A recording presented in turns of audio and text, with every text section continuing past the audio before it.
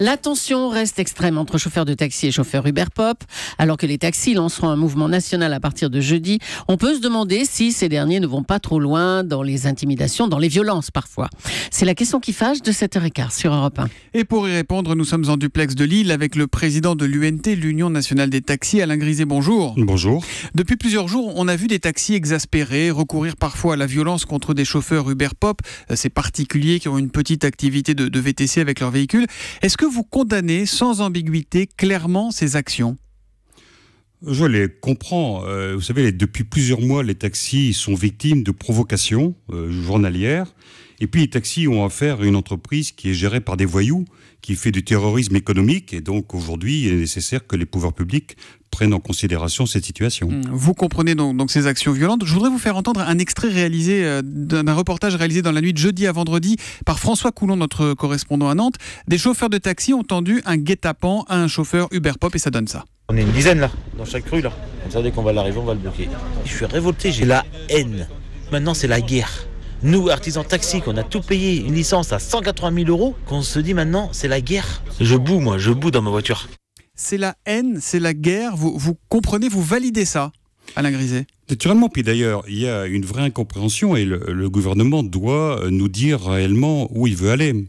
Puisque Uber Pop, effectivement, pour l'instant, c'est un sujet qui peut être considéré comme un sujet taxi.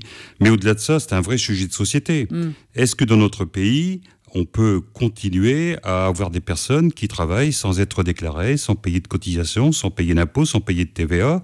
Mais le gouvernement s'y attaque. Bernard Cazeneuve a dit clairement l'activité est illicite et manifestement illégale en parlant d'Uber Pop. Les procédures seront transmises aux URSSAF et aux services fiscaux. Et il y en a 420 des procédures qui sont en cours. Donc le gouvernement fait ce qu'il a à faire. Le gouvernement, pour l'instant, prend une petite cuillère pour essayer d'étancher la mer. Le problème, il n'est pas de 400 contraventions, alors qu'il y a tous les jours des milliers de personnes qui font des courses.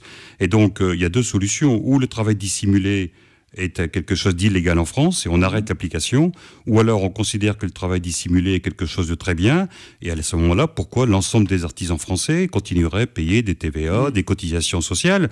Et on doit se poser la question, notre système social repose sur la taxation du travail. Si l'État considère que le fait de travailler sans payer d'impôts et de cotisations est bien, il n'y a pas de raison que certains continuent à en payer. Votre collègue de la CFDT, Abdel Galfi, a déclaré si l'exécutif ne fait rien d'ici jeudi, un jour d'une nouvelle grève des taxis, on ne pourra plus contrôler les troupes. Mais ça va s'arrêter où ? Il va falloir qu'il y ait un drame, il va falloir qu'il y ait un mort, Alain Griset ?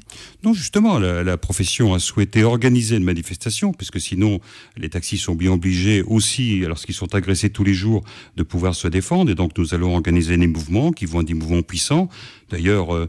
mais jusqu'à preuve du contraire, les guet-apens sont quand même tendus par je ne dis pas tous, mais par des chauffeurs de taxi contre des chauffeurs Uber Pop. Il n'y a pas d'agression physique dans l'autre sens. Non, si, excusez-moi de vous dire qu'il y a eu plusieurs taxis qui ont été agressés. Récemment, à Orly, il y en a eu un, il y en a eu dans d'autres villes.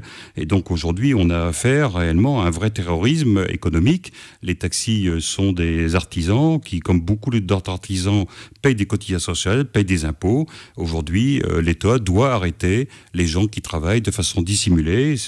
La loi française est très claire. Le travail dissimulé est interdit. Il ne s'agit pas de mettre une contravention de temps en temps. Il faut arrêter.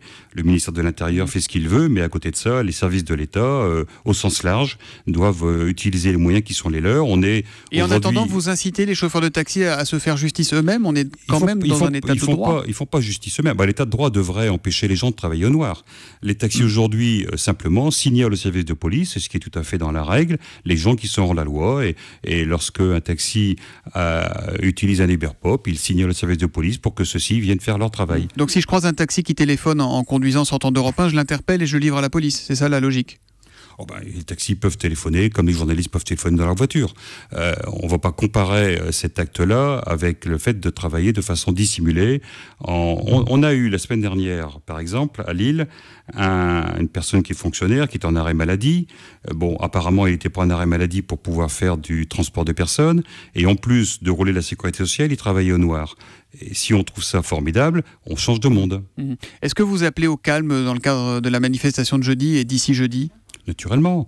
Les taxis ont fait preuve de patience depuis plusieurs mois. Il peut y avoir ici ou là quelques incidents, mais c'est quelque chose de marginal. Nous allons organiser des manifestations. Elles vont être puissantes. Nous allons les commencer à partir de 9h30 pour ne pas perturber le brevet des collèges, puisque ça commence jeudi, de façon aussi à respecter nos clients. Mais on veut faire comprendre au gouvernement qu'aujourd'hui, c'est trop, et que le gouvernement doit prendre ses responsabilités. Il y a un trouble manifeste à l'ordre public qui est provoqué par ces personnes qui travaillent de façon dissimulée. On a affaire à des voyous. On n'est pas au western. Merci. Et donc, il faut s'arrêter. Merci Alain Griset, président de l'Union nationale des taxis. Vous étiez en direct de Lille avec Lionel Gougelot à vos côtés. Merci et bonne journée.